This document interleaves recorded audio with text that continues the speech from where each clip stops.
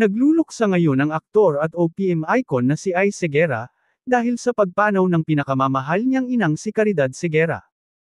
Ibinahagi ng premyadong singer-songwriter ang malungkot na balita sa pamamagitan ng kanyang Facebook page ngayong araw, June 27. Nag-post si Ice ng litrato nila ni Mommy Karing sa FB kasama ang kanyang asawang si Liza Dino Seguera, at ang kapatid niyang si Juan Carlos Miguel. Walang binanggit si Ice kung ano ang sanhi ng pagpanaw ng ina.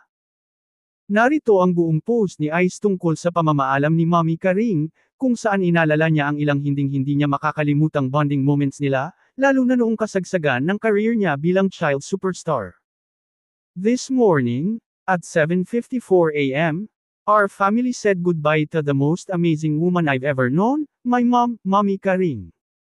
Mama lived a full and beautiful life in her own quiet way, and always there. Mula bata pa ako hanggang ngayon, she never left my side. Every show, every gig, every milestone, she was there. She was always present. Papadalhan ako ng mga paborito kong pagkain, masahe kapag masakit ang ulo ko. She made sure she was there kahit may sarili na kaming mga buhay. Walang palya. She supported me not just as an artist, but as her child. She was my fiercest protector. She accepted me and embraced me for who I am, especially who I am not.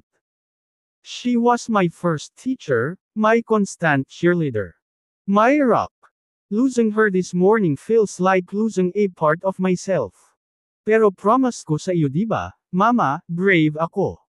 Ikaw ang nagturo sa akin kung paano maging matatag sa harap ng mga sakit na binabato ng buhay. I won't fail you. Promise ko yun. She is survived by me and my brother, Juan Carlos Miguel. We will be sharing details of her wake later today. Right now, I just want to ask for your prayers and your love for our family, and most of all, for my beloved mama. Salamat po sa lahat ng nakasama namin sa buhay niya.